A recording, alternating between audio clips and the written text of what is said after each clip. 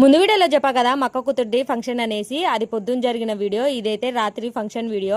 అయితే ఈ వీడియోలో కాస్త చేంజ్ అయితే ఉంటుంది, ఎందుకంటే ఎప్పుడు చూడు నా వీడియోలలో మొత్తం మా అత్తగారింటి చుట్టాలే ఉంటారు. ఈసారి మాత్రం ఈ వీడియోలో మొత్తం మా అమ్మగారింటి తరపు చుట్టాలందరినీ ఒకేసారి చూపించేస్తారండి. ఈ వీడియో లాస్ట్ వరకు చూడండి, వీడియో అయితే చాలా బాగుంటుంది. లేట్ చేయకుండా వీడియోలోకి అయితే వెళ్ళిపోదాము. ఇదో వీళ్ళే మా అమ్మ నాన్న, పక్కన మా బుడ్డిది కూడా నిలబడింది చూడండి. ఫంక్షన్ మొదలైనప్పటి నుంచి ఆడ చూడు పానకంలో పుడకలాగా మా బుడ్డిది ఉండనే ఉంది. నన్ను కూడా రెడీ చేయండి, నాకు కూడా చీరకట్టండి అనేసి. ఈ సంఘం ఎంత మా అమ్మోళ్ళు తెచ్చినారు, ఎందుకంటే అవ్వగారు కాబట్టి మాకు మేనమామ లేరు, మేము ముగ్గురం కూతుర్లమే, అందుకనే మా అమ్మ వాళ్ళే తెచ్చినారు. ఫస్ట్ అయితే మామూలుగా లెహంగాలోనే ఉన్నది. ఇంకా మా అమ్మ వాళ్ళు తెచ్చిన సంగాన్ని ఒళ్ళో పెట్టిన తర్వాత మా అమ్మ వాళ్ళు తెచ్చిన చీరను కట్టించి ఆ చీరలోనే మొత్తం ఫంక్షన్ అంతా అయితే అయిపోయింది.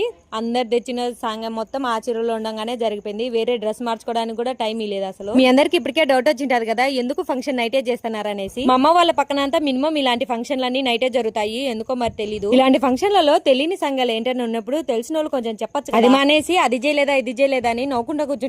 అదేందో మరి. ఇదో ఈమె మా అక్క చూడండి, తల్లి కూతురు ఒకటే లాగుండారు కదా.